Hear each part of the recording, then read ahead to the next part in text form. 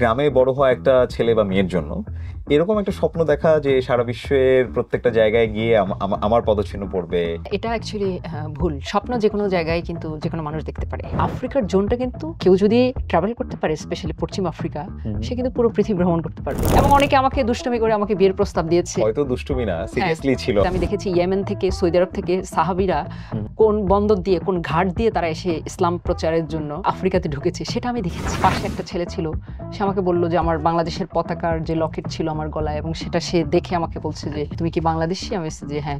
বলে আমি তো বাংলাদেশ সলিমুল্লাহ মেডিকেলের স্টুডেন্ট। আমি তো সোমালিয়ার সাথে কিন্তু আমাদের একটা কালচারাল একটা সিমিলারিটিস আছে। সুখী হইতে কত টাকা লাগে? সুখটা হচ্ছে সম্পূর্ণই একটা ভিন্ন ব্যাপার। তালেবান যখন সরকার গঠন করলো তারপর থেকে আসলে ওয়ার্ল্ড মিডিয়াতে ওভাবে আসে না। রমাদানের সময়টাতে আফগানিস্তানে আমি গিয়েছি। আফগানিস্তান যাওয়ার পরে তালেবানরা আমার দিকে তাকালো, বললো যে তুমি বোরকা পরে এসেছো, আমরা খুব খুশি। তারা যে এত ভালো আফগানিরা আসলে ওখানে না গেলে বোঝা যাবে না। সে 4th ইয়ার যখন উঠেছে তখনই কিন্তু তালেবান চলে আসছে এবং তার পড়া বন্ধ হয়ে গেছে। কিন্তু যাদের পয়সা নেই তারা কিন্তু ওই মেডিকেল 3rd ইয়ার 4th ইয়ার 2nd ইয়ার পর্যন্ত তারা কিন্তু ওখানে স্টপ হয়ে গেল। ইসরায়েল ফিলিস্তিন দুই দেশে আমি একই সাথে গিয়েছি। আমি একটু জানতে চাইবো ফিলিস্তিনের গল্পটা। ফিলিস্তিনের খাবার খুবই মজার, জানটাকে হাতে নিয়ে যেতে হয়েছে। আমাকে অনেক কোশ্চেন করেছে ঢোকার সময়, তো আমি খুব ভালোভাবে উত্তর দিয়েছি। তারপর তুমি কেন ইরাকে গিয়েছো? আমি বলেছি যে Iraq is part of the world. তারা আমাকে কোশ্চেন করেছে যে আমি সূরা ফাতিহা পারি কিনা। আলাকসার ভিতরে যখন আমি গেছি তখন আমি ফিল করেছি যে স্পিরিচুয়াল একটা কানেকশন আপনি ভেতর থেকে পাবেন। ইসরায়েলের মধ্যে অনেক মসজিদ আছে, ইসরায়েলের মধ্যে কিন্তু অনেক ইসরায়েলি মুসলমান আছে। খরচ কমানোর জন্য আমি সমুদ্রপথে আমি যাত্রা করেছি। নাজমুন নাহার সোহাগী বাংলাদেশের পতাকাবাহী প্রথম গ্লোব ট্রটার। বিশ্বের 178টি দেশ ভ্রমণ করে তিনি বাংলাদেশের ইতিহাসে এক অনন্য নজির সৃষ্টি করেছেন, হয়ে উঠেছেন সাহস আর সংকল্পের প্রতীক।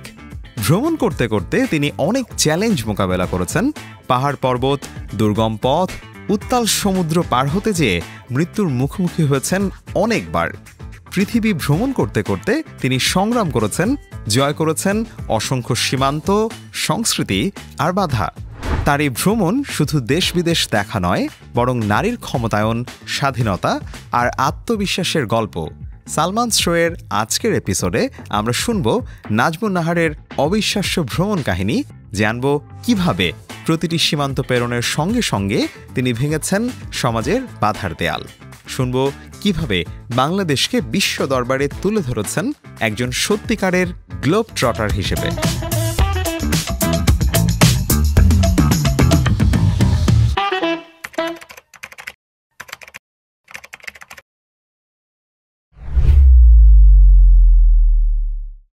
আপু, থ্যাংক ইউ সো মাচ আমার পডকাস্টে আসার জন্য।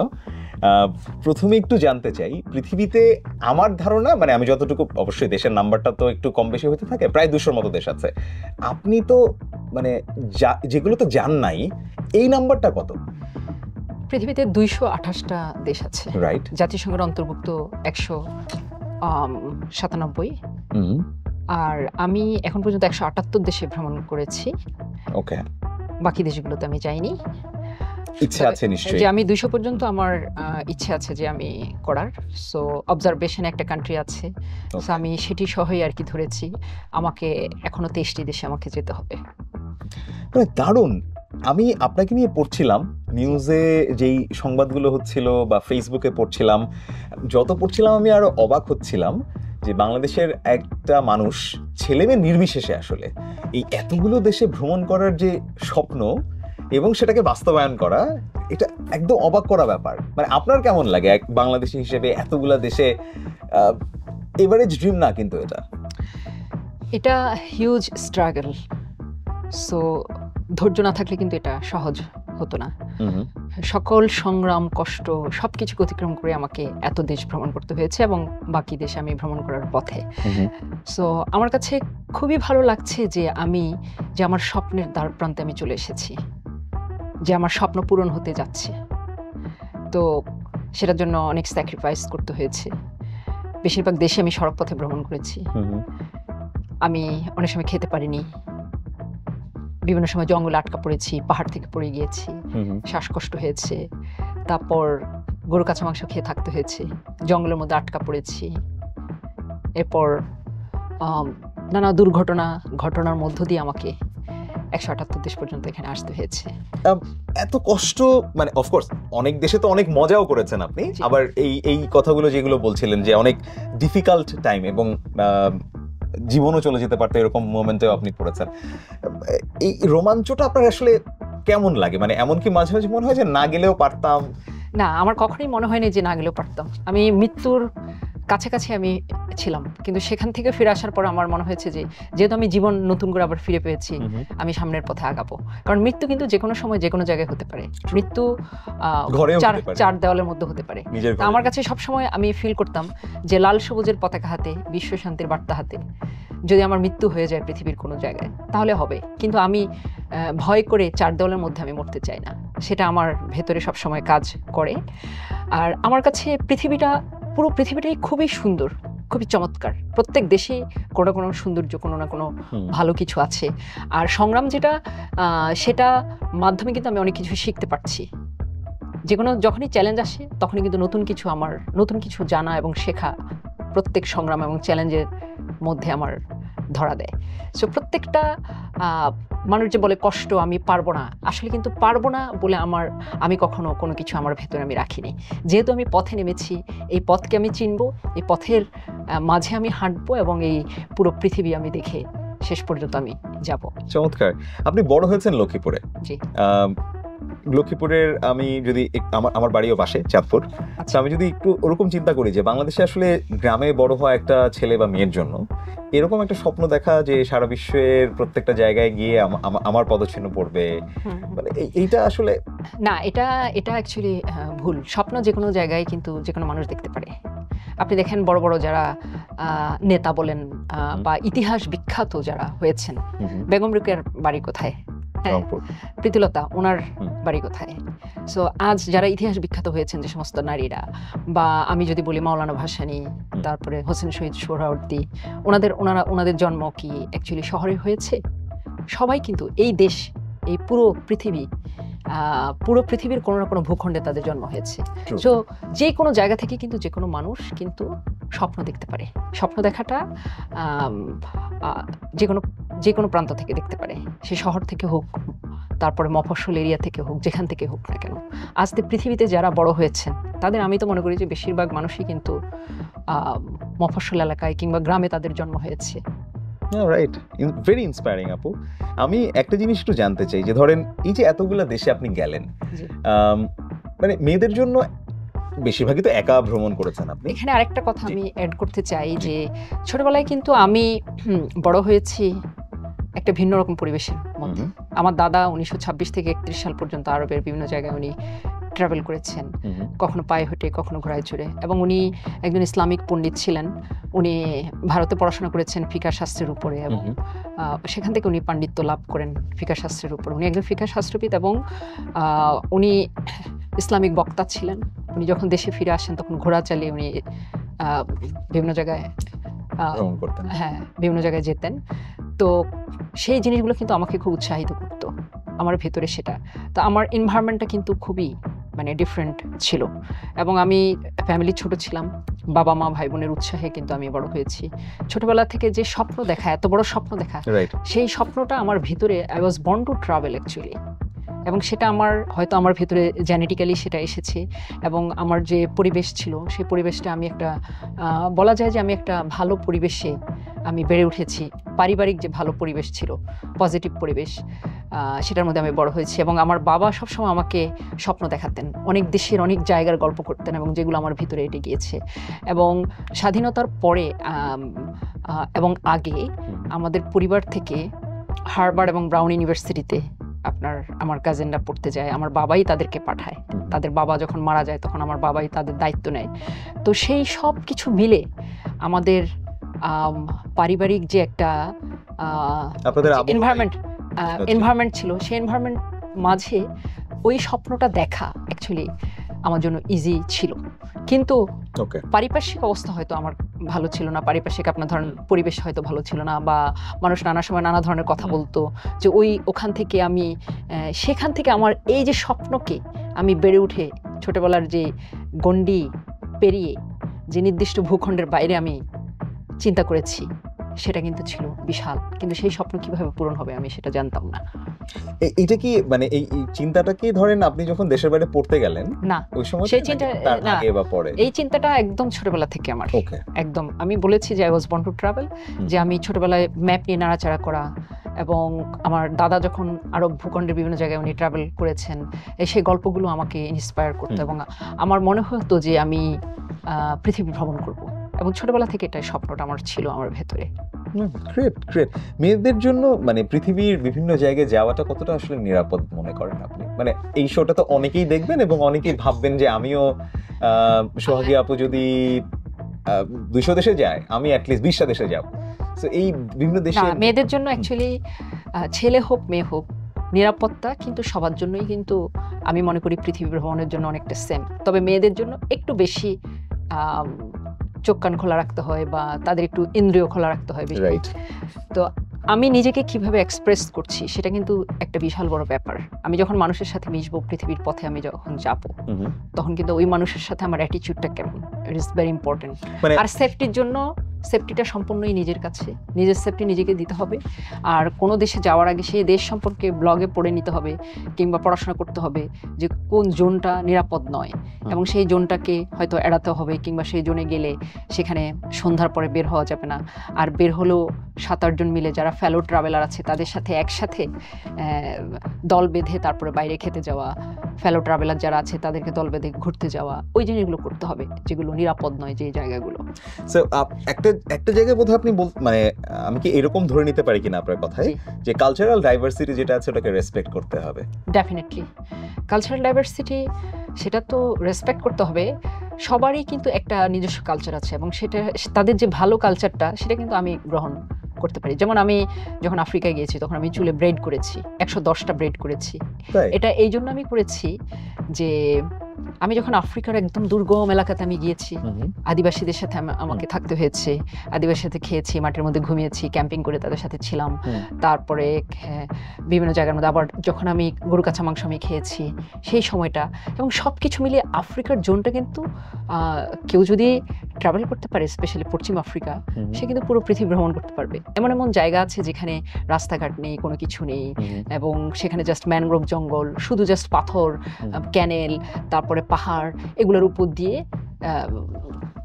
যেতে হয় এবং পথবিহীন পথ। যেমন জিবুতি থেকে সোমালিয়া আমি গিয়েছি পথবিহীন পথে, যেটা লোহিত সাগরের পাশ দিয়ে, কোনো রাস্তা নেই, শুধু জাস্ট মাঠ, প্রান্তরের উপর দিয়ে বিরান ভূমি, জঙ্গল, এগুলোর ভেতর দিয়ে দিয়ে গাড়ি আমাদেরকে নিয়ে গেছে। তো সেভাবে, এবং লোকাল প্যাসেঞ্জারদের সাথে আমি গেছি। আর সেটার জন্য যখন যেখানে যেই কালচার, সেই কালচারের সাথে, সেই মানুষের সাথে সেভাবে মিশতে হবে। যেমন আমি যখন সোমালিয়া গেছি তখন আমাকে পরিপূর্ণ মাথায় ওড়না দিয়ে আমাকে যেতে হয়েছে, হিজাব করে। তারপর যখন আমি আফগানিস্তান গেছি আমাকে পরিপূর্ণ তাদের যে চুন্দ্রি বোরকা সেটা আমাকে পড়তে হয়েছে, এবং চোখও আমার দেখা যায়নি তখন, এবং চোখের সামনে যে ছিদ্র ছিদ্র জালির মতো যে অংশটুকু, সেই অংশটুকু দিয়ে আমাকে দেখতে হয়েছে। সো আমি তাদের এই যে জিনিসটা, তাদের ট্র্যাডিশনকে, তাদের বিষয়টাকে আমি রেসপেক্ট করেছি। আদারওয়াইজ তো আমি ট্রাভেল করতে পারবো না। আবার যখন আমি আফ্রিকাতে গিয়েছি, আফ্রিকাতে আমি চুলে ব্রেড করেছি যেন তারা দেখে আমাকে আপন করে নেয়, তারা আমাকে যেন আক্রমণ না করে। তো সেই জন্য, এবং তারা কিন্তু এটাকে খুব ভালোভাবে নিয়েছে যখন দেখেছে যে আমার লুকের মধ্যে একটা ওদের ছাপ আছে, এবং তারা বলেছে, এবং অনেকে আমাকে দুষ্টুমি করে আমাকে বিয়ের প্রস্তাব দিয়েছে ওখানে, এবং তারা বলেছে যে আমি তোমার সাথে তোমাদের দেশে যেতে চাই, তুমি কি আমাকে বিয়ে করবে, এই ধরনের কুশনও করেছে। হয়তো দুষ্টুমি না, সিরিয়াসলি ছিল। না, এটা ইমিগ্রেশন অফিস যখন ক্রস করছে, ইভেন ইমিগ্রেশন অফিসারও আমাকে বলেছে যে তোমাকে দেখতে খুব সুন্দর লাগছে, তুমি যে আমাদের ব্রেড করেছো। এই জিনিসটাকে কিন্তু তারা যেখানে গিয়েছে তারা খুব সুন্দরভাবে অ্যাকসেপ্ট করেছে। মানে ওয়ান্ডারফুল। আমি আফগানিস্তান নিয়ে আরেকটু ডিটেলে জানতে চাবো, যেহেতু মিডিয়াতে আসলে খুব ডিটেলে জানা যায় না। আমি প্রথমে একটু সোমালিয়া নিয়ে প্রশ্ন করি। সোমালিয়া নিয়ে আমাদের বাংলাদেশের একটা এভারেজ মানুষ যদি নামটা শুনে ওর ধারণা হবে এখানে সবাই জলদস্যু, মানে সোমালিয়ান জলদস্যুদের যেই ধরনের ইম্প্যাক্ট আমরা দেখি বিভিন্ন সময়, নাবিকদেরকে ওরা নিয়ে যায় এবং তারপরে অর্থ দাবি করে, এই ধরনের বিষয়। সোমালিয়ার সাধারণ মানুষ কেমন? অ্যাকচুয়ালি একটা ভূখণ্ডের নানা ধরনের বৈশিষ্ট্য থাকে, একটা ভূখণ্ডের মধ্যে নানা ধরনের মানুষ থাকে। সো আমি যাদের সাথে দেখেছি, আমি যাদেরকে দেখেছি তাদেরকে আমার খুবই ভালো মনে হয়েছে। সোমালিয়া কিন্তু এখন 3টা ভাগ হয়ে গেছে, একটা হচ্ছে সোমালিল্যান্ড, আর একটা হচ্ছে পুন্তাল্যান্ড, আর একটা সোমালিয়া। এবং সোমালিল্যান্ড কিন্তু সেটা কিন্তু আলাদা একটা দেশ হয়ে গেছে, যেটা জাতিসংঘের এখন অন্তর্ভুক্ত হয়নি, কিন্তু তাদের ভিসা, তাদের ওই সোমালিল্যান্ডের ভিসা নিয়ে আমাকে যেতে হয়েছে। আমি জিবুতি থেকে সোমালিল্যান্ড পর্যন্ত সড়ক পথে আমি গিয়েছি, এবং যেটা ছিল খুবই দুর্গম একটা পথ। এবং যেই পাশে যেতে যেতে আমি দেখেছি ইয়েমেন থেকে, সৌদি আরব থেকে সাহাবিরা কোন বন্দর দিয়ে, কোন ঘাট দিয়ে তারা এসে ইসলাম প্রচারের জন্য আফ্রিকাতে ঢুকেছে, সেটা আমি দেখেছি। এবং আমার কাছে আমি ফিল করেছি যে আমি 1400 বছর আগে আমি চলে গেছি, 1000 বছর আগে আমি চলে গেছি। এবং এই পথে ট্রাভেল করার কারণে কিন্তু আমি সেগুলো দেখেছি। জিবুতি এবং সোমালিল্যান্ডের বর্ডারের কাছাকাছি সেই জায়গাগুলো, পাশে কিন্তু লোহিত সাগর, এবং এই যে দুর্গম পথে কিন্তু আমি গিয়েছি। এবং যেতে যেতে আমি দেখেছি যে আমি কিন্তু তাদের কাছ থেকে কোনো ব্যাড বিহেভ বা খারাপ কোনো কিছু পাইনি, বরং তারা উল্টো আর আমাকে কেয়ার করেছে। যখন জিবুতি থেকে আমি সোমালিল্যান্ড যাই, আমার সাথে 6 জন প্যাসেঞ্জার ছিল, ল্যান্ড ক্রুজার একটা গাড়ি, মানে একদম পুরো লোহার মতো শক্ত পুরো গাড়ি, একদম পাহাড়, পাথর, জঙ্গল সবকিছুর উপর দিয়ে যাচ্ছে। মানে একটা জায়গায় গিয়ে হঠাৎ করে রাত্রে মধ্যরাতে আমাদেরকে থামিয়ে দিচ্ছে, এবং সেখানে দেখলাম যে জ্যোৎস্নার আলো এবং বড় বড় পাথর, ছোট ছোট পাথর আছে। এবং সেই পাথরগুলো কিন্তু কিছু কিছু পাথর আমি দেখলাম মাটির সাথে একটু কাদা মাটি আছে, সেটার সাথে এরকম কালারফুল পাথর, এবং সেগুলো আমি উঠাই নিলাম। এবং আমি আর একটু দূরে গেলাম, এই যে জাস্ট কয়েক কদম, আমাকে পিছন থেকে 2টা মহিলা বললো যে তারা যে তুমি ওইদিকে যেও না, ওইদিকে কিন্তু অনেক বন্যপ্রাণী আছে। বা তারপরে আবার যখন তাদের সাথে ট্রাভেল করলাম আরো কিছু দূর, সেখানে একটা জায়গায় নামিয়ে দিয়েছে নামাজ পড়ার জন্য। তো সেই জায়গায় একটা ঘর ছিল, সেখানে তারা নামাজ পড়ে, ছোট্ট একটা ঘর, সেই ঘরের মধ্যে সবাই নামাজ পড়লো এবং রেস্ট করলো। ভোর রাত তখন, আজান হচ্ছে, এবং আমি দেখছি যে চাঁদটা ঠিক পাহাড়ের কোল ঘেঁষে, এবং পাহাড়টা হচ্ছে পুরাই একটা খোলা একটা বিরান ভূমির মধ্যে ছোট ছোট কয়েকটা পাহাড়, এবং পাহাড়টা কিন্তু একটার সাথে আরেকটা লাগানো না, খন্ড খন্ড পাহাড়গুলো টিলার মতো। এবং সেটা দূর থেকে যে চাঁদটা নেমে যাচ্ছে পাহাড়ের কোল দিয়ে, এবং সূর্যটা জাস্ট আসছে, এবং সেই যে ওই শোভে সাদেকের ওই সময়টা এবং ওই মোমেন্টটা, এটা খুবই অসাম একটা মোমেন্ট ছিল। এবং সেই সময় আমি বিরান ভূমির যে মানে পুরো খোলা বিলের মধ্যে আবার কিছু পাথর আছে, আবার দূরে আবার পাহাড় আছে, সেখানে আমি নেমে গেছি। আমার কাছে এতই সুন্দর লাগছে। আমি দূরে দেখতে পাচ্ছি যে ডঙ্কি নিয়ে 2টা মেয়ে যাচ্ছে, এবং তাদের কাছাকাছি গেলাম, তারা আমাকে দেখে হাসলো, তাদের সাথে ছবি তুললাম। এবং তারা কিন্তু ঠিকই আমার জন্য টেনশন করছে এবং চিৎকার করছে দূর থেকে যে তুমি কিন্তু দূরে যেও না, দূরে গেলে কিন্তু তুমি হারিয়ে যেতে পারো বা কোনো বন্যপ্রাণী আক্রমণ করতে পারে। এই যে কেয়ারিং, এবং সেটা কিন্তু ওই সোমালিয়া এবং জিবুতির মানুষের মধ্যে ছিল। এবং ওখানে 4 জনই ছিল কিন্তু সোমালিয়াতে যাওয়ার পরে, যখন আমি ওখানে গিয়েছি, যাওয়ার পরে বরং আমি তাদের কাছ থেকে অনেক হেল্প পেয়েছি।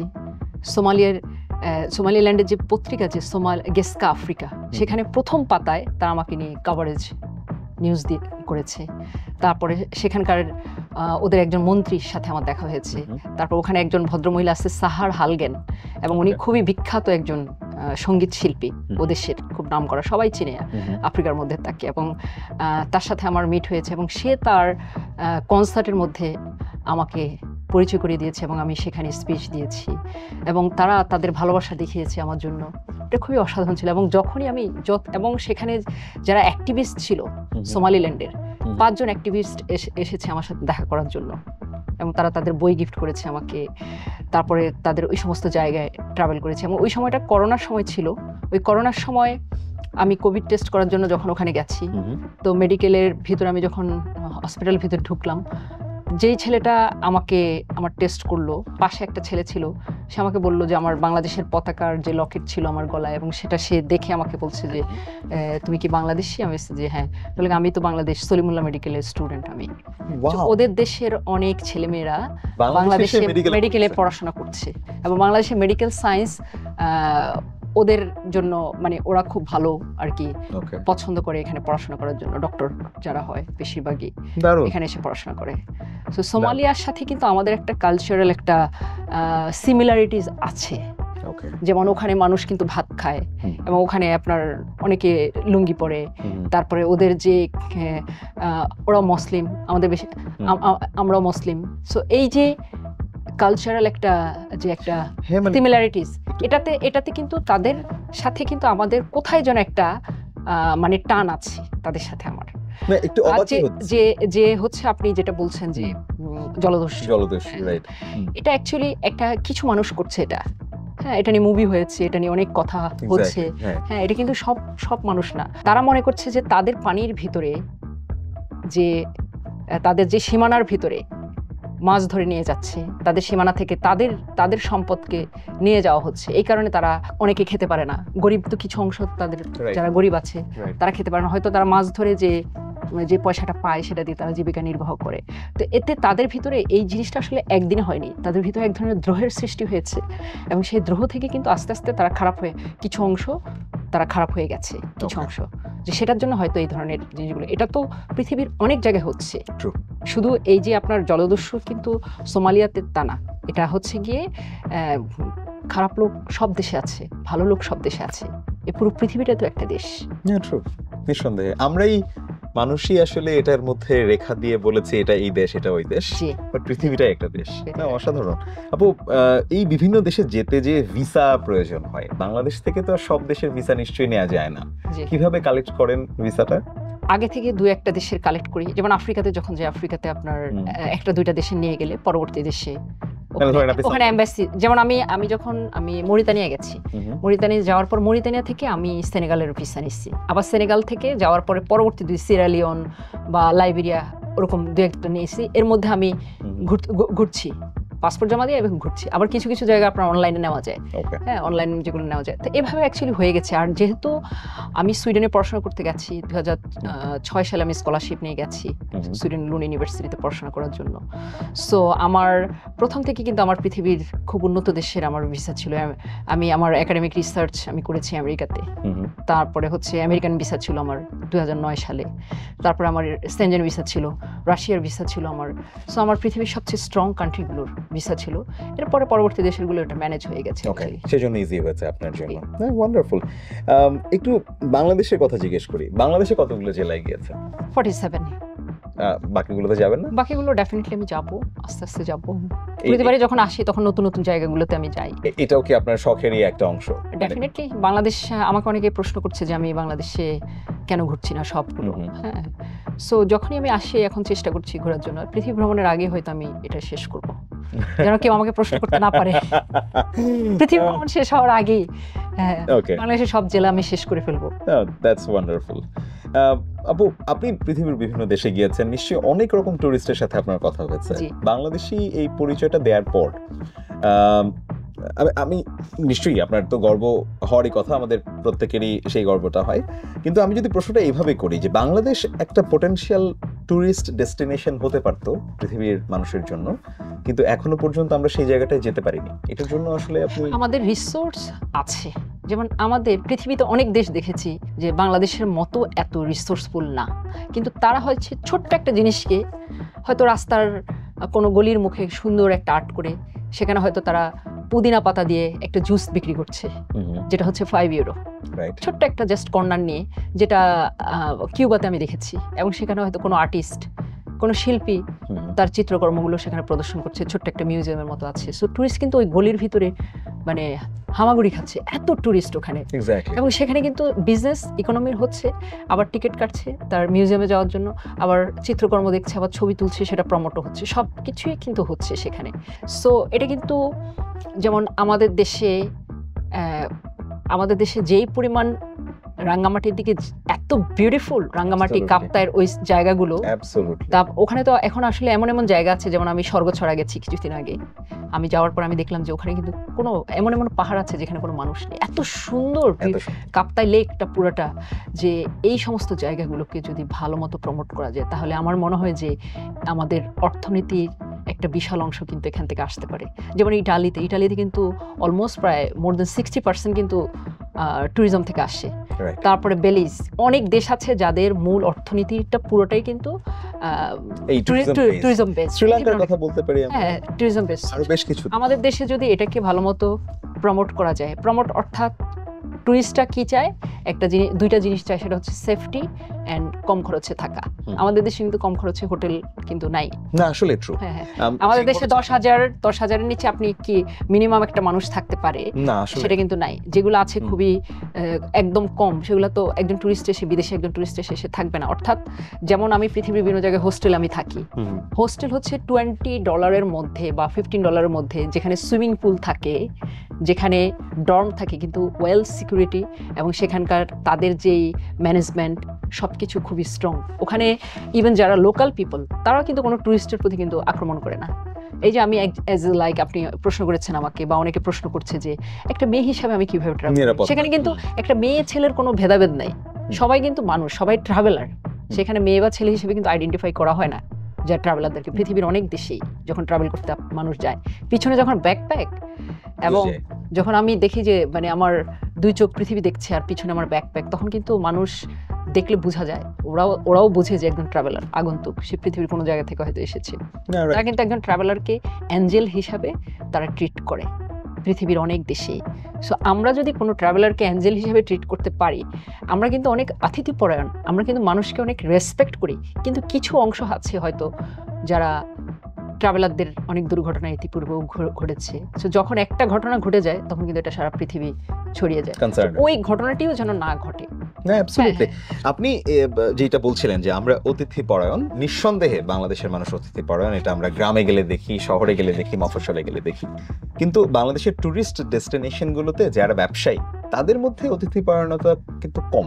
আমার কাছে মনে হয়েছে যে তারা একটা টুরিস্টকে যেভাবে ডিল করার কথা, যত আন্তরিকতার সাথে, কারণ দেশের বাইরে গেলে যেমনটা দেখি, বাংলাদেশে এইটারও বোধহয় এই শিক্ষাটার একটা অভাব আছে। ডেফিনেটলি আপনি কাউচ সার্ফিং যেটা, সেটার মাধ্যমে কিন্তু পৃথিবীর অনেক দেশের ইয়াং ছেলেমেয়েরা তারা হোস্ট হয় একজন ট্রাভেলারের জন্য। কারণ একজন বেশিরভাগ ট্রাভেলারই কিন্তু ইয়াং, তাদের কাছে কিন্তু খুব পয়সা থাকে না।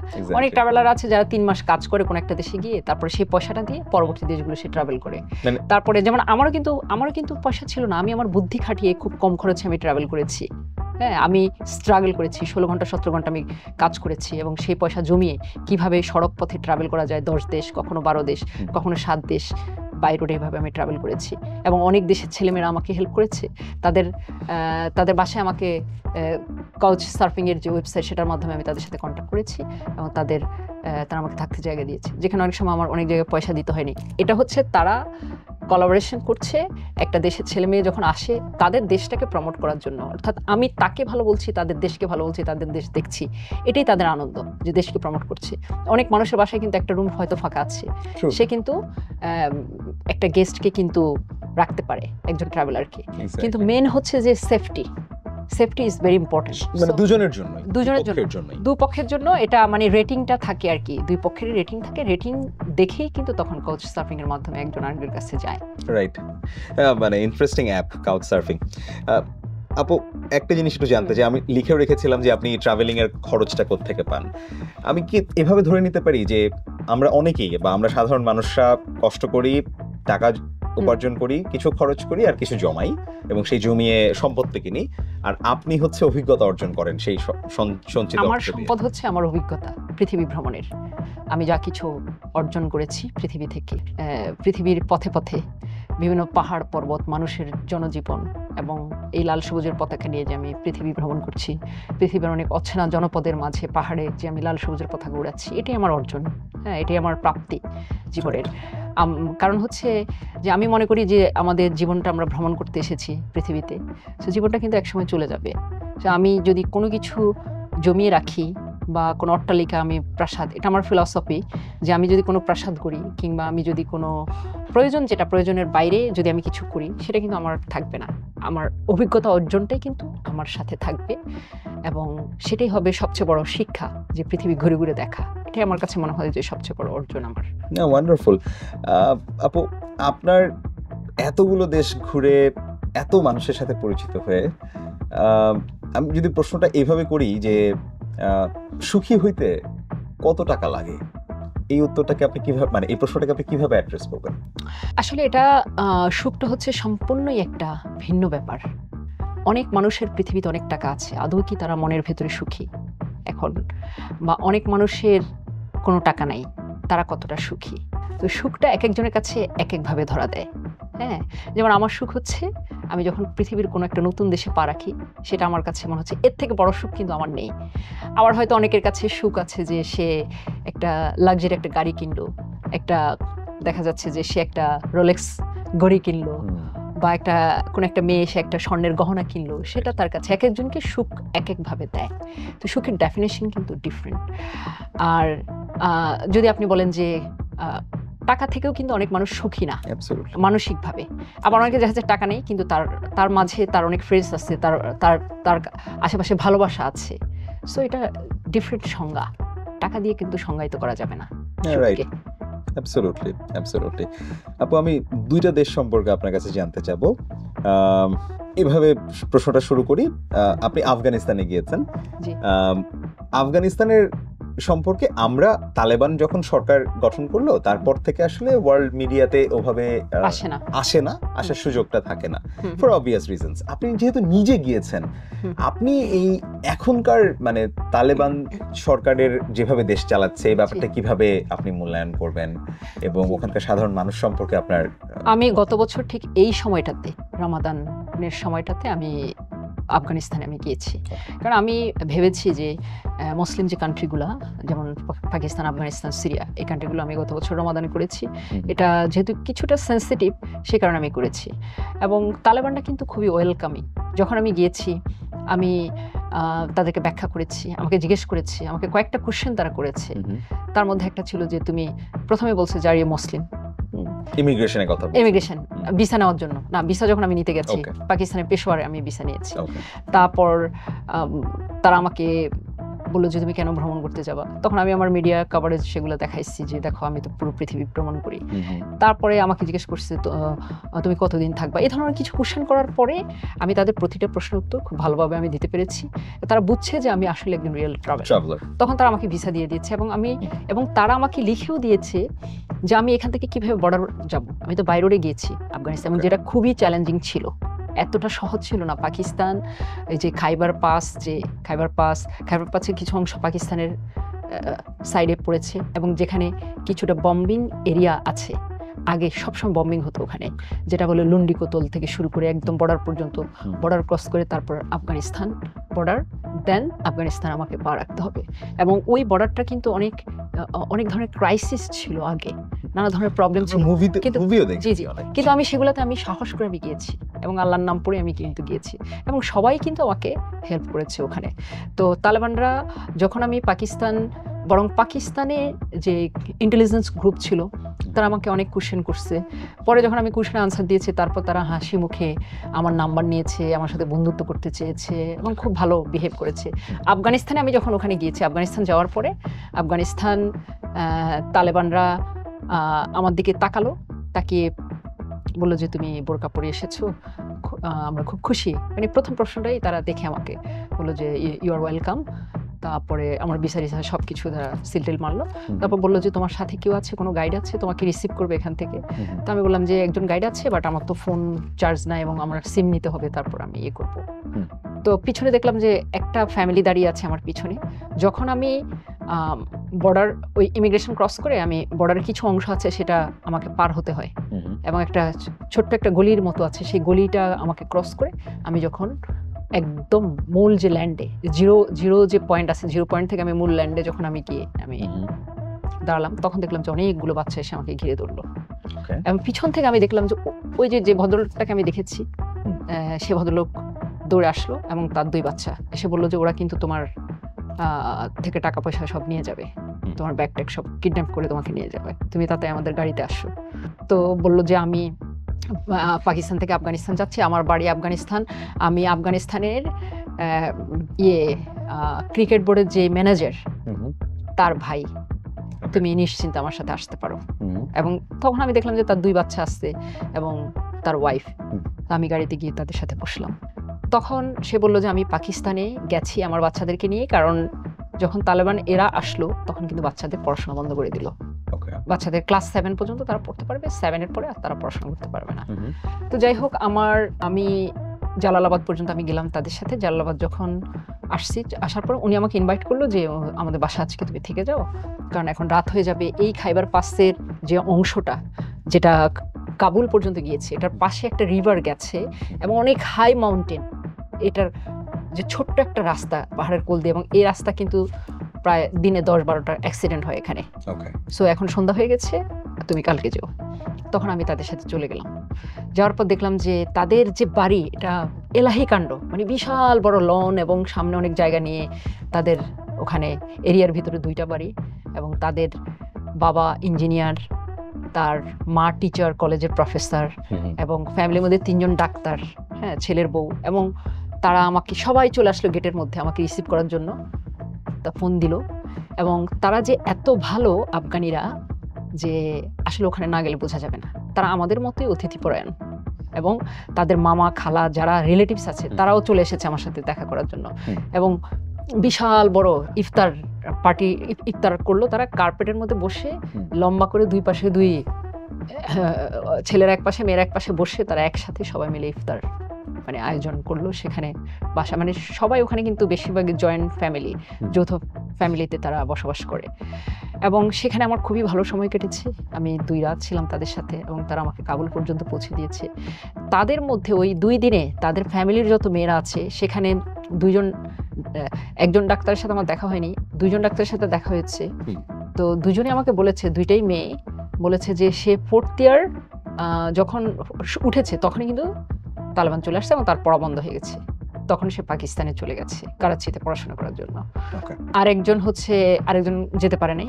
যাদের পয়সা আছে ওই দেশে তারা হচ্ছে পাকিস্তান গিয়ে পড়াশোনা করছে বা তুরস্ক যাচ্ছে বা অন্যান্য দেশে চলে যাচ্ছে। কিন্তু যাদের পয়সা নেই তারা কিন্তু ওই মেডিকেল 3rd ইয়ার 4th ইয়ার 2nd ইয়ার পর্যন্ত তারা কিন্তু ওখানে স্টপ হয়ে গেল।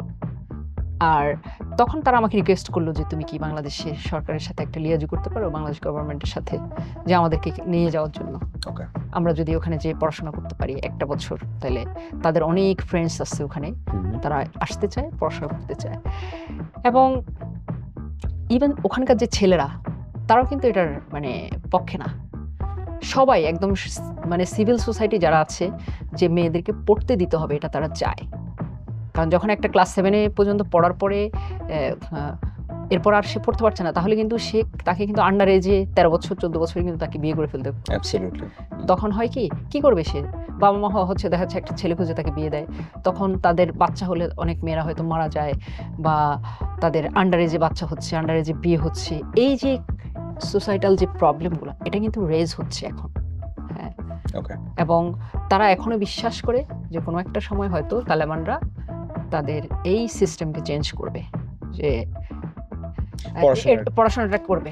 এবং ওখানে কিন্তু রাস্তায় দাঁড়িয়ে কিন্তু ওখানে আমি খেতে পারিনি কোনো রেস্টুরেন্টে, এবং গাড়ির ভিতরেই আইসক্রিম কিনে এনে গাড়ির ভিতরে আমরা খেয়েছি।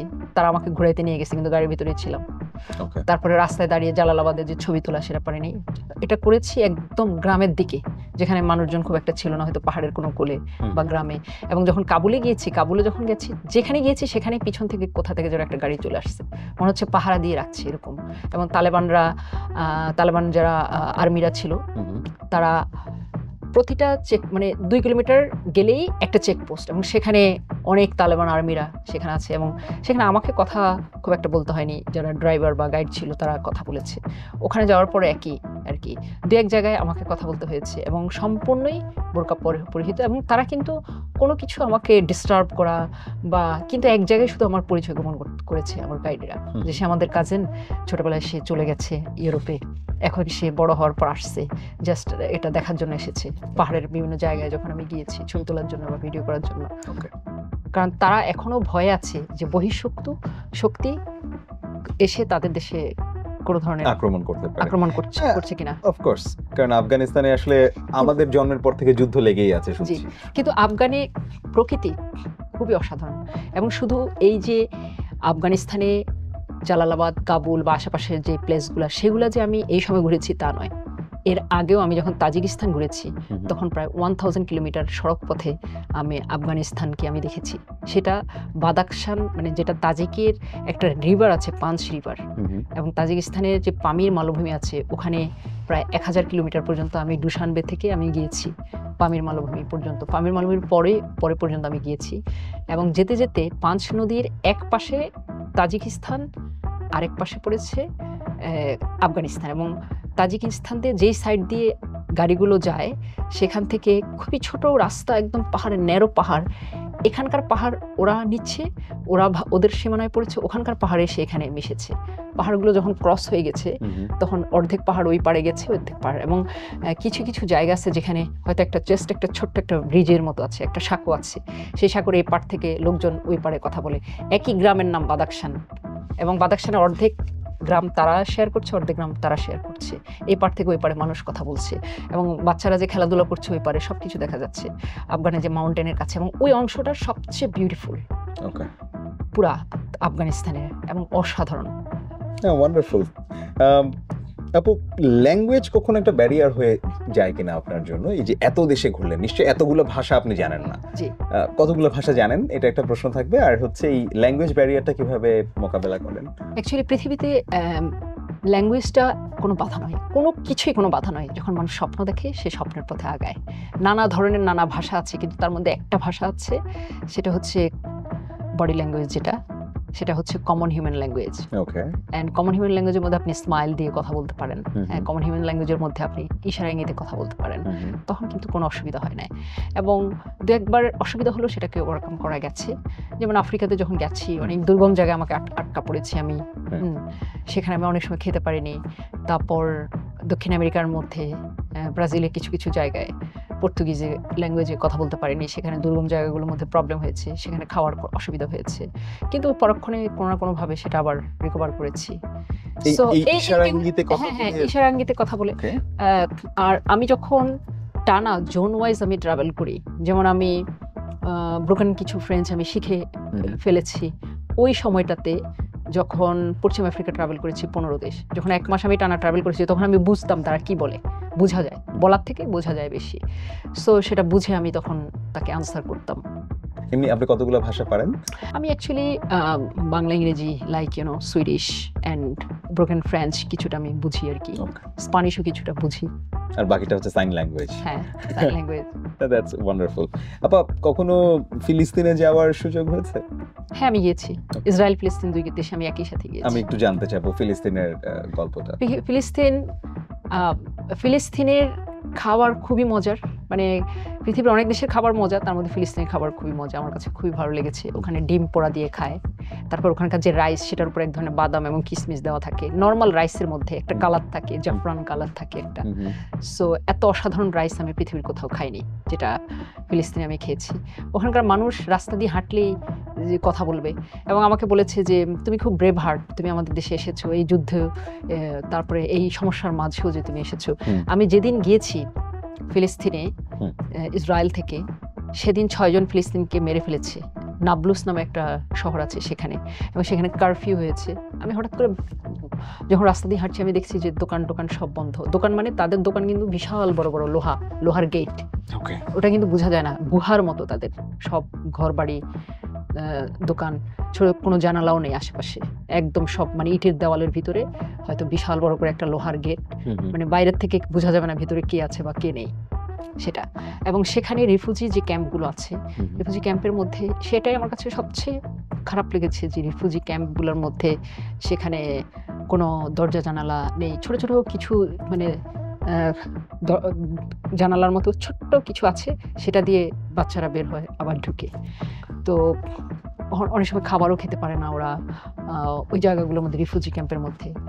আর আমি যেগুলোতে গিয়েছি, যেমন বেথলেহেম, যেখানে যিশু খ্রিস্টের জন্ম হয়েছে, আমি গিয়েছি রাজধানী যে রামাল্লাহ, তারপর আমি নাবলুস, হযরত ইব্রাহিম আলাইহিস সালামের যেখানে সমাধি আছে সেখানে, তারপর বেশ বিশেষ কিছু কিছু স্থানে গিয়েছি, এবং সেটা যাওয়াটা অনেক রিস্কি ছিল, কিন্তু তারপর আমি সাহস করে গিয়েছি। এবং কিছু কিছু জায়গা আছে যেখানে বর্ডারের কাছ দিয়ে ইসরায়েলের, যেখানে সবসময় বম্বিং হয় বা আর্মি অ্যাটাক করে, তো সেই জায়গাগুলো তারা কি করে, যারা ড্রাইভার ওরা খুবই এক্সপার্ট, ওরা আবার হয়তো ছোট কোনো একটা রাস্তা, পাহাড়ি রাস্তা বেছে নেয়, যেখান দিয়ে হয়তো তাদের রিস্ক হবে না, ওই পাহাড়ি রাস্তাগুলো দিয়ে গিয়েছি। তো জাস্ট লাইক জানটাকে হাতে নিয়ে যেতে হয়েছে, কিন্তু যখনই প্রকৃতি দেখেছি আমি কিন্তু মৃত্যু ভয় বা মরে যাব সেই ভয়টা কিন্তু আমার ভেতর থেকে চলে যায় বা চলে গেছে যখন আমি নতুন কোনো দেশে গিয়েছি, এবং আমি যে আসতে পেরেছি এত ঝামেলার মধ্যে, এত সমস্যার মধ্যে, সেটা আমার কাছে খুব ভালো মানে আমি লেগেছে। সো পুরো ফিলিস্তিনি অ্যাকচুয়ালি খুবই অসাধারণ একটা কান্ট্রি, কিন্তু কোথাও কোথাও জায়গায় যে যুদ্ধের চিহ্নগুলো, পাহাড় হয়তো বম্বিংয়ের কারণে ভেঙে গেছে, কোনো কোনো ঘরবাড়ি এখনো বিধ্বস্ত অবস্থায় আছে, এবং মানুষের ভেতরে যে একটা হাহাকার, যে তারা খাবার দিলে খাবো, তারা পানি দিলে খাচ্ছি, নতুবা আমাদের রাস্তায় গ্যাস দিলে আমরা রান্না করতে পারছি, নতুবা আমাদের রাস্তায় নামতে হবে। সো তারা বলছে যে ফিলিস্তিনে ইসরায়েলিরা যদি আমাদের এগুলো বন্ধ করে দেয়, তাহলে তারা বুঝে যে আমরা রাস্তায় নেমে যাব, তখন বিদ্রোহ আরও বেশি হবে। সো তাদের ওখান থেকে ওগুলো সাপ্লাই মানে দিতে হয়। আর পিছন দিয়ে হচ্ছে আপনার ধরেন জর্ডান, তো জর্ডানের দিকে অনেকে চলে যায়, বা যারা পড়াশোনা করতে যায়, বা জর্ডানের বর্ডার তারা ইউজ করে ফ্লাই করার জন্য অনেকে। তা আমি ইসরায়েল হয়ে আমি গিয়েছি, আমাকে অনেক কোশ্চেন করেছে ঢোকার সময়, আমাকে খুবই ইলজিক্যাল কোশ্চেন করেছে, যেটা যেমন আমাকে কোশ্চেন করেছে যে তোমার নাম নাজমুন নাহার কেন, তারপরে তোমার দাদা কি আরবে জন্ম হয়েছে, তোমার দাদার, মানে এমন এমন কোশ্চেন করেছে যেটা খুব অযাচিত। এবং এটা কি ইসরায়েলের এয়ারপোর্টে না না ইসরায়েল ইমিগ্রেশনে আমাকে কোশ্চেন করেছে। তো আমি খুব ভালোভাবে উত্তর দিয়েছি। তারপর তুমি কেন ইরাকে গিয়েছো, আমার পাসপোর্টে ইরাকের ভিসা ছিল। আমি বলেছি যে Iraq is part of the world, আর আমি ট্রাভেল করি, আমি ট্রাভেল করি, সেজন্য আমি গিয়েছি। আমি তখন ওখানে যাওয়ার ঠিক 2 মাস আগে আমি গিয়েছিলাম, তো রিসেন্ট ট্যুর ছিল, সেই জন্য তাদের সাথে ইরাকের ঝামেলা আছে। আমার কাছে জেরুজালেমের যে আল-আকসা মসজিদ, সেখানে আমি গিয়েছি, এবং সেখানে আমি ঢোকার সময় প্রায় 18 জন ইসরায়েলি আর্মি, ইসরায়েলি ফিলিস্তিন আর্মি, বোথ আর্মি মসজিদের সামনে দাঁড়ানো, এবং তারা আমাকে কোশ্চেন করেছে যে আমি সূরা ফাতিহা পারি কিনা, আমি আর কি সূরা পারি। তো আমি ফাতিহা বলছি, তারপরে সূরা ইয়াসিন আমি কিছু অংশ আমি বলেছি।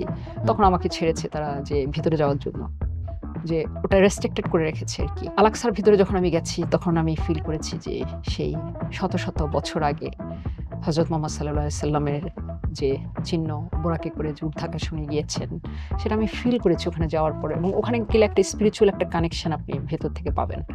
এবং ওখানে আল-আকসার ভেতরে একটা বিশাল বড় একটা পাথর আছে, পাথর ওখানে একটা গুহা আছে। বলা হয়ে থাকে যে নবী করিম সাল্লাল্লাহু আলাইহি সাল্লাম ওখানে বসে ধ্যান করতেন, এবং ওখানে হযরত ইসমাইল আলাইহিস সালাম, হযরত ইসাক আলাইহিস সালাম, ওনাদের সব হিস্ট্রিগুলা ওখানে রিলেটেড সব কিছু আছে। হযরত সুলাইমান আলাইহিস সালামের যে ঐতিহাসিক যে বলা হয়ে থাকে যে জিনের দ্বারা যে পাথরগুলো উনি নিয়ে এসে ওখানে মসজিদ নির্মাণ করেছেন, সে পাথরগুলো আমি দেখেছি ওখানে, স্মৃতিচিহ্ন লেখা আছে সবকিছু। এবং ওটা পুরো যে আল-আকসার বাইরে যেই জেরুজালেমের যেই পুরো জেরুজালেমের যে শহরটা, এবং সেটা জেরুজালেমের একটা অংশ আছে যে কোয়ার্টার, আর্মেনিয়ান কোয়ার্টার, মুসলিম কোয়ার্টার, জুইশ কোয়ার্টার। ওই কোয়ার্টারগুলোর ভিতরে, কোয়ার্টারগুলো হচ্ছে ন্যারো স্ট্রিট, যেটা হচ্ছে শত শত বছর আগে। ওটার ভিতর ঢোকার পর ফিল হবে যে আমি 2000 বছর আগে চলে গেছি, আদিম কোনো যুগে আমি চলে গেছি। এবং এত সুন্দর, পুরো মানে ফ্যারি টেলের মতো, পুরো একদম আদিম অবয়বে পুরো শহরটা ওরা করে রেখেছে। ইসরায়েলের সাধারণ মানুষের সাথে নিশ্চয়ই কথা হয়েছে, ওদেরকে আপনার কেমন লাগলো? ইসরায়েলের মানুষও কিন্তু অনেক আমার কাছে ভালো মনে হয়েছে, যাদের সাথে আমার দেখা হয়েছে। কারণ আসলে আমি যেটা ফিল করেছি, ওখানে ইসরায়েলের মধ্যে অনেক মসজিদ আছে, ইসরায়েলের মধ্যে কিন্তু অনেক ইসরায়েলি মুসলমান আছে। কারণ অ্যাকচুয়ালি এটা তো একসময় ফিলিস্তিনি ছিল, তো অনেক মুসলমানরা কিন্তু যায়নি। মুসলমানরা যারা এই ভূখণ্ডের মধ্যে ছিল, ইসরায়েল এখন বর্তমানে ইসরায়েলের যেটা ভূখণ্ডের মধ্যে ছিল, তারা তো রয়ে গেছে। তো তাদের সবকিছু কিন্তু রয়ে গেছে, তাদের ঘর বাড়ি, বা যাদেরকে প্রেসার দিয়ে ওখানে বের করে দিচ্ছে তারা তো গেল, কিন্তু কিছু মানুষ তো রয়ে গেছে এখানে। সেই মুসলমানরা আছে, মসজিদ আসছে, নামাজ হয়। তারপরে আবার যারা জুরিশ আছে, ওখানে ইউনিভার্সিটিতে অ্যারাবিয়ান স্টুডেন্ট, জুরিশ স্টুডেন্ট, দুটো গ্রুপই আছে, কিন্তু সবাই কিন্তু একই সাথে ইউনিভার্সিটিতে যায়, স্কুলে যায়। তাদের একটা গ্রুপ, তাদের এক গ্রুপ। প্রফেসররা যারা জুরিশ প্রফেসর আছে, একজন জুরিশ প্রফেসরের সাথে আমার দেখা হয়েছে। উনি আমাকে বলেছে যে উনি ইসরায়েল এবং অ্যারাবিয়ান স্টুডেন্ট এবং জুরিশ স্টুডেন্ট দুই পক্ষকে কিন্তু একটা সেমিনার মধ্যে ইনভাইট করে তাদের সাথে ফ্রেন্ডশিপ হওয়া বা তাদের সাথে কানেক্ট করিয়ে দেওয়ার উনি চেষ্টা করে। এবং তারা কিন্তু চায় না, অ্যাকচুয়ালি সাধারণ যে কয়েকজন মানুষের সাথে আমার দেখা হয়েছে, তারা চায় না যে আসলে যুদ্ধ হোক। তার মানে আমার সাথে যাদের দেখা হয়েছে, তার মানে 8-10টা সাধারণ মানুষ, এবং এখনো ফিলিস্তিন থেকে, ওখানকার যে এনভায়রনমেন্ট, ফিলিস্তিনের বর্ডার এরিয়া যেগুলো আছে, সেখান থেকে কিন্তু ইসরায়েলের যে জেরুজালেম, এখন তো জেরুজালেম কিন্তু ইসরায়েলের মধ্যে পড়ে গেছে, জি। তারা কিন্তু ওটা দখল করে নিয়েছে এবং সেখানে ইসরায়েলের পতাকা জেরুজালেমের মধ্যেও কিন্তু উঠছে। জি। সো সেখানে কিন্তু বর্ডার ক্রস করে বাচ্চারা এখানে স্কুলে আসছে, কারণ এটা হওয়ার আগে কিন্তু অনেক অনেক মানুষ কিন্তু এখানে অফিস, এখানে স্কুল, কলেজ, ইউনিভার্সিটি ছিল জেরুজালেমে। কিন্তু যখন তারা এটা দখল করে নিল, সেপারেশন ওয়াল হয়ে গেল তাদের, তখন কিন্তু তারা কোথায় যাবে? তাদেরকে কিন্তু ওই বর্ডার একটা কার্ড আছে, আইডি কার্ড দেখিয়ে কিন্তু তাদের এই সীমানা অতিক্রম করে কিন্তু তারা ওই পার থেকে এই পারে পড়তে আসছে। তারা দিনে যায়, দিনে আসে, দিনে যায়। সো খুবই ডিফিকাল্ট। হ্যাঁ। আপনি কোন সময় গিয়েছেন আপু ফিলিস্তিনে? কোন সময়ের? সেই মাসটা ছিল 22 সালের ফেব্রুয়ারিতে আমি গেছি। তাহলে খুব বেশি দিন আগের কথা না। মানে ফিলিস্তিনের বা ইসরায়েলের এই বিষয়টা নিয়ে কথা হলে মনটা খারাপ হয়ে যায় আর কি। আপু একটা জিনিস জানতে চাই যে ইরাকেও আপনি গিয়েছেন, ইরাকে যেই যুদ্ধ হলো সেই যুদ্ধের পরে এখন কি একটু সেটেল ডাউন করেছে ইরাক? ইরাক অনেক সেটেল ডাউন করেছে এবং ইরাকে আমি যখন কুর্দিস্তানে গেছি এবং আমার কাছে মনে হয়েছে এটা এত উন্নত, মানে ওদের যে বিল্ডিংগুলা বা ওদের যে কালচার, ওরা খুব ড্যাশিং, লাইক ইরাকিদের মধ্যে একটা ভাব সবসময়, ইরাকিদের মধ্যে তাদের মধ্যে একটা, তারা মোস্ট অফ দ্য পিপল ওখানে বিজনেস করে, তাদের একটা ভাব নিয়ে চলাফেরা করে, বেশিরভাগ মানুষ গাড়ি আছে তাদের, ব্যবসা করে তারা। হ্যাঁ, সো ওই জিনিসটা কিন্তু ওদের মধ্যে এখনো আছে। এবং ওখানে যাওয়ার পর আমি দেখলাম যে প্রচুর বাংলাদেশিরা যারা ইউরোপ বা অন্যান্য দেশে যেতে লেগেছিল, তারা কিন্তু ওখানে অনেকে আছে ইরাকের মধ্যে। এবং ইরাকের সভ্যতা তো অ্যাকচুয়ালি খুবই like you know rich, very rich, যেটা খুবই অন্যরকম। সো সেখানকার পাহাড়, সেখানকার কালচার, সেখানকার মসজিদ এবং সেখানকার খাবার, সেখানকার ওদের যে ট্র্যাডিশনাল যে খাবারগুলো, যেটা ব্রেড এন্ড লাইক ওদের যে শিক কাবাব, ওদের যে রুটি, খাপসা, হ্যাঁ খাপসা রুটি, ওটা যে ওই কাবাব এবং ইউরোপের মধ্যে ইরাকিয়ান যে কাবাব, সেটার মধ্যে টোটালি ডিফারেন্ট। ওদের যে অরিজিনাল যে কাবাবটা, সেটা ওখানে যে খাওয়ার পরে মনে হয়েছে যেটা খুবই সুস্বাদু, এটাই অরিজিনাল এবং এটা খুব মজাদার ছিল ওটা। দারুণ। এমনি বিভিন্ন দেশে গেলে নিশ্চয়ই খাবার নিয়ে কষ্ট হতো না? মানে আমি জানি না আপনি সব ধরনের খাবার। আমি 2.5 দিনও আমি না খেয়েছিলাম জঙ্গলের মধ্যে। আমি আটকা পড়েছি গিনি কোনাক্রির জঙ্গলে। তখন আমি একটা গিনি কোনাক্রি আফ্রিকার, এই নামে যেটা দেশ আছে প্রথম, আপনি জানেন না হয়তো। আসলে সো রিসার্চ করলে জানা যাবে। যেমন ওই লাইনে কিন্তু অনেকগুলো দেশ আছে, যেমন আমি শুরু করেছি মরিতানিয়া থেকে, সেনেগাল, গাম্বিয়া, তারপরে গাম্বিয়ার পরে Sierra Leone, Guinea Bissau, Guinea Conakry, Ghana, Togo, Benin, Burkina Faso, Nigeria, একদম প্রায় 15টা দেশ ওই সাইড দিয়ে আছে। সো তার মধ্যে একটা হচ্ছে আপনার গিনি বিসাউ, আরেকটা হচ্ছে গিনি কোনাক্রি। সো আমি যখন গিনি বিসাউ থেকে গিনি কোনাক্রিতে আমি ওই লাইনের মধ্যে আমি যাচ্ছিলাম, ওটা হচ্ছে খুবই দুর্গম জায়গা হঠাৎ করে। এবং আফ্রিকার কিছু কিছু জায়গা আছে যেটা খুব উঁচু নিচু, রাস্তাগুলো খুব বন্ধুর পথ বলে না, যেটা মানে দুর্গম পথ, কোথাও উঁচু কোথাও নিচু, এবং রাস্তা না, ওটা মাটির উপর দিয়ে, লাল মাটি আছে না, লাল মাটি, দুই পাশে জঙ্গল, এবং লাল মাটির উপর দিয়ে কোথাও দেখা যাচ্ছে যে কাদামাটি মানে একদম পানি, ম্যানগ্রোভ জঙ্গল, এগুলোর উপর দিয়ে ওই ভাঙ্গা 70 সালের যে গাড়ি, সে গাড়িটা যায়। এবং সেখানকার যে গাড়ি, সে গাড়িটা স্ক্রুড্রাইভার দিয়ে খুলতে হয়, আর স্ক্রুড্রাইভার দিয়ে বের করতে হয়, এবং খুব পুরাতন ওই গাড়িগুলো। তো সেরকম যখন আমরা বের হচ্ছি স্ক্রুড্রাইভার দিয়ে খুলছি, আবার যখন আমরা ভেতরে ঢুকলাম স্ক্রুড্রাইভার দিয়ে বন্ধ করলো। 2 ঘন্টা পর যাওয়ার পরে তাকে তার গাড়ির মধ্যে আবার একটু পানি দিতে হয় খাল থেকে নিয়ে। এইভাবে করে করে সে যাত্রা করলো। যখন রাত হলো হঠাৎ করে গাড়িটা বন্ধ হয়ে গেল। আমাকে ড্রাইভার বলছে যে দেখো এটা এখানে মালির বর্ডার খুব কাছাকাছি, এবং মালিতে ফ্রেঞ্চদের সাথে তাদের অনেক প্রবলেম, এবং ফ্রেঞ্চদেরকে দেখলেই কিডন্যাপ করে। আমাকে বললো যে তুমি একটু দেখতে ফ্রেঞ্চ লুক তোমার, বা একটু মানে তোমাকে ফরেনার যে ওটা বোঝা যায়, সো তুমি কিন্তু তোমাকে কিডন্যাপ করতে পারে। তুমি এখন গাড়ি থেকে নেমে হেঁটে পার্শ্ববর্তী কোনো আদিবাসীর বাসায় তোমাকে আশ্রয় নিতে হবে। তুমি রাস্তা দিয়ে যদি হাঁটো, তাহলে রাস্তা দিয়ে যদি কেউ আসে তোমাকে দেখলে তোমাকে কিডন্যাপ করতে পারে। তুমি ফরেস্টের ভিতর দিয়ে যাবা, জঙ্গলের ভিতর দিয়ে। অত্যন্ত ভয়ঙ্কর ব্যাপার। তো আমি এই জঙ্গলের ভিতর দিয়ে আমি হাঁটা শুরু করলাম। আমার হাতে একটা লাঠি আমি নিলাম, মানে জঙ্গল থেকে আমি একটা লাঠি ভেঙে আমি নিলাম, এবং সেটা দিয়ে আমি জাস্ট পিছনে ব্যাকপ্যাক এবং সামনে এরকম করে একটু সরিয়ে আমি কোনো কিছু থাকলে যেন সরে যায়। 3.5 ঘন্টা আমি এভাবে হাঁটলাম একা। আমার পিছনে আমার সাথে 3জন প্যাসেঞ্জার ছিল, তারা কিন্তু 2জন পাশে ছিল, আরেকজন বলছে সে যাবে না, সে একজন একটু আমার পিছে পিছে আসছিল পরে, আর আমি আর তাকে দেখিনি। হ্যাঁ, আমি এভাবে যাচ্ছি যে রাতের অন্ধকারের ভিতরে চাঁদের আলো এবং তারার আলো, এই দুইটাই আমাকে জাস্ট পথ দেখাচ্ছে, সেই আলোটুকু। আমি একদম দোয়া পড়তে আমি যখন একটা জায়গায় গেলাম, হঠাৎ করে আমি দেখতে পাচ্ছি দূর থেকে যখন মানে সূর্য উঠবে এই সময়টা, দূরে একটা শনের ঘর দেখা যাচ্ছে এবং যেতে যেতে অনেক বন্য প্রাণী আসা যাওয়া করছে আমার সামনে দিয়ে, কিন্তু আমাকে তারা আক্রমণ করছে না, বা আমি আস্তে আস্তে নিজের মতো করে আমি হেঁটে যাচ্ছি। তো আমার বাবা সবসময় বলতো যে আসবে পথে আধার নেমে, তাই কিরু তুই রইবি থেমে, বারে বারে জ্বালতে হবে হয়তো বাতি জ্বলবে না, যে তাই বলে থেমে থাকা চলবে না, যে জীবনে অন্ধকার আসবে, অনেক কিছু আসবে, কষ্ট আসবে, সংগ্রাম আসবে, সবকিছুর মাঝে নিজেকে টিকে থাকতে হবে। আলো কিন্তু আসবেই চেষ্টা করলে, এবং যখনই কোনো ভয়ঙ্কর কিছু আসবে তখন তো আমাকে বাঁচতে হবে, বাঁচার জন্য আমাকে চেষ্টা করতে হবে, ভয় পেলে চলবে না। তো সকল ভয়কে অতিক্রম করে সামনে এগিয়ে যেতে হবে। সেই জিনিসগুলো আমার ভেতরে ছোটবেলায় যে আমার বাবা আমার ভেতরে দিয়েছে, সেটা আমার ভেতরে ছিল। তারপর আমি একটা জঙ্গলের পার হয়ে যখন একটা আদিবাসীর ঘর দেখতে পেলাম, তখন আমার মনে হলো যে আমি কিছু একটা পেয়েছি, এবং সেখানে আমি প্রচণ্ড ক্লান্ত, আমি সারাদিন খাইনি, তারপর আমার পিছনে ব্যাকপ্যাক, এরপর ওখানে গিয়ে দেখি তাদের বাসার সামনে ছোট্ট একটা কাঠের টুকরা, সেখানে গিয়ে আমি ব্যাকপ্যাকটা দিয়ে আমি জাস্ট মাথাটা আমি লুটিয়ে পড়েছি অলমোস্ট ওখানে, এবং তখন আমি শুধু আল্লাহ মানে মুখ দিয়ে বলছি যে তুমি আমাকে বাঁচাও। হ্যাঁ, তখন ভেতর থেকে একটা মহিলা হঠাৎ করে বের হয়ে এসে চিৎকার করলো। আমার হাতে তখন একটা বাংলাদেশের লাল সবুজের পতাকা ছিল, আমি সেটা তাকে দেখালাম, ব্যাকপ্যাক দেখালাম, তাকে বুঝালাম আকার ইঙ্গিতে যে আমাকে আক্রমণ করো না, আমি ট্রাভেলার। তখন সে চিৎকার বন্ধ করলো এবং সে আমি বললাম যে তোমার পানি আছে? সে বললো যে না, পানি নেই।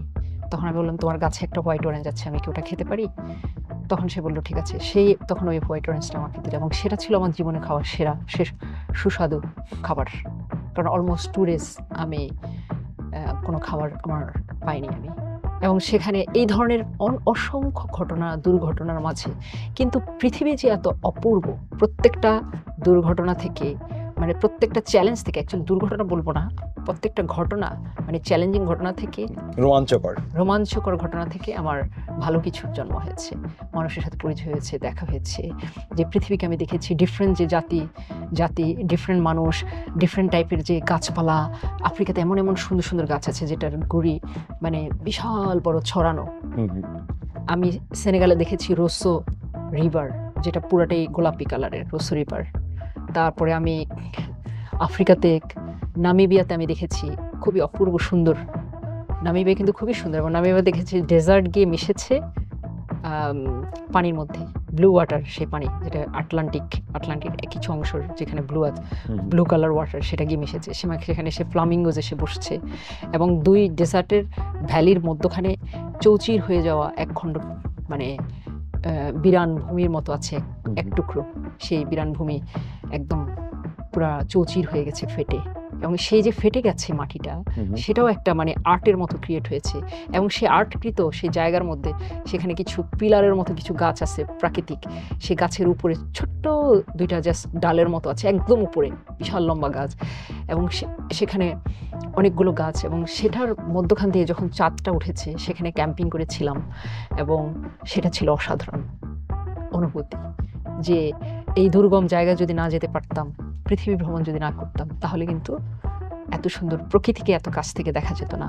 ওটাকে বলে পৃথিবীর সবচেয়ে আদিম ডেজার্ট যেটা, এবং সে ভ্যালি, এবং কিছু সোয়াকোপমুন নামে একটা টাউন আছে, যে টাউনের মধ্যে একদম ছোট ছোট খুপড়ি বিল্ডিংয়ের মতো ছোট্ট বিল্ডিং, ডেজার্টের মধ্যে বিল্ডিং, সেটা খুব আশ্চর্যজনক ছিল। তারপরে অ্যাঙ্গোলা, আমি বাই রোডে এসে নামিবিয়া থেকে অ্যাঙ্গোলায় গেছি। অ্যাঙ্গোলা বিউটিফুল, প্রকৃতি অসাধারণ, মানে সবুজ প্রকৃতির মধ্যে দিয়ে এত গাছপালা, এত ন্যাচারাল ডিজার্ভ, আমার পৃথিবীর এত লম্বা পথে আমি কোথাও দেখিনি, শুধু সবুজ গাছপালা, ন্যাচারাল ডিজার্ভ, এবং ছোট্ট চিকন একটা রাস্তা উঁচু নিচুভাবে চলে গেছে পুরো অ্যাঙ্গোলার রাজধানী পর্যন্ত। তারপর এইভাবে পৃথিবীর অনেক জায়গায় অনেক সৌন্দর্য আমি দেখেছি। ক্যারিবিয়ান দ্বীপপুঞ্জেও আমি যখন ট্রাভেল করেছি, ওয়েস্ট ইন্ডিজের দেশগুলো, সেগুলো আমি খরচ কমানোর জন্য আমি সমুদ্রপথে আমি যাত্রা করেছি, যে কলম্বাস যে পথে যাত্রা করেছে সেই পথে আমি যাত্রা করেছি। আমি সেন্ট লুসিয়া থেকে মার্টিনিক, গুয়াদেলুপ, মারিয়া গালান্তে, তারপর আমি গিয়েছি সেটা হচ্ছে ডমিনিকা, এই জায়গাগুলো পুরো সব আমি করেছি ওয়ান্ডারফুল, পথে। অসাধারণ আপু। আপু মানে আপনি এত দেশ ঘুরেছেন, আমার মনে হয় এতগুলো ঘন্টা আপনার সাথে গল্প করলেও ওই গল্পটা শেষ হবে না। অনেক গল্প আছে।